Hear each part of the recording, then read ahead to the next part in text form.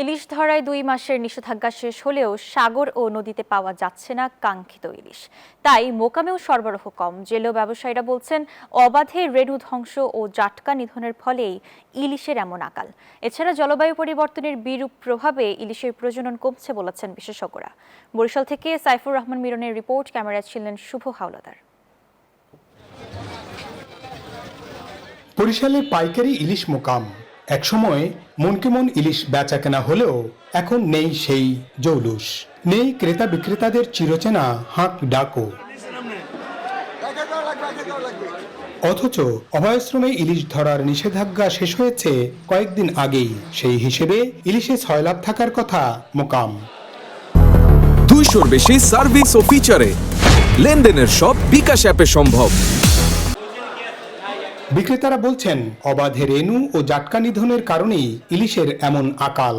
92-93 সালে দৈনিক 1,000-2,000 মন মাছ আমদানি তো, বর্তমানে নামতে এখন 1-150 মন মাছ বরিশাল ঘাটে আমদানি হইতেছে। মাছ নাই এই টাইমটা সাধারণত একটু মাছটা কমই থাকে। অভিযান শেষ, এবার নদীতে মাছ খুব কম। ইলিশের আকালে লোকসান গুনছেন বলে দাবি শ্রমিক ও ব্যবসায়ীদের।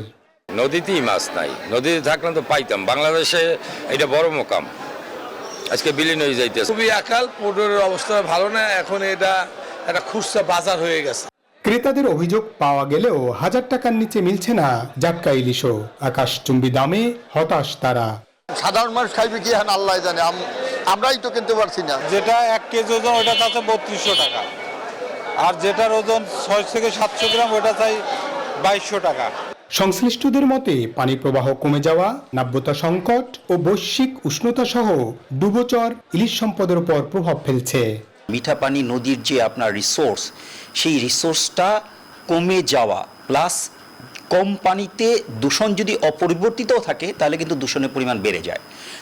এই দুটো মূলত কারণ হচ্ছে ইলিশ বা অন্যান্য হচ্ছে আমার মাছ কমে যাওয়ার প্রধান কারণ। টোটাল উৎপাদনটাই কমে যাচ্ছে আর কি। হ্যাঁ, আপনার লোক এমনও তো হতে পারে লক্ষ্যমাত্রা চেয়ে অনেক বেশি উৎপাদন হয়ে যেতে পারে, কিন্তু সেদিকে যাচ্ছে না এখন। ইলিশের বংশরক্ষায় সচেতন না হলে আগামী প্রজন্মকে কেবল ইলিশের গল্পই শোনাতে হবে মত সংশ্লিষ্টদের।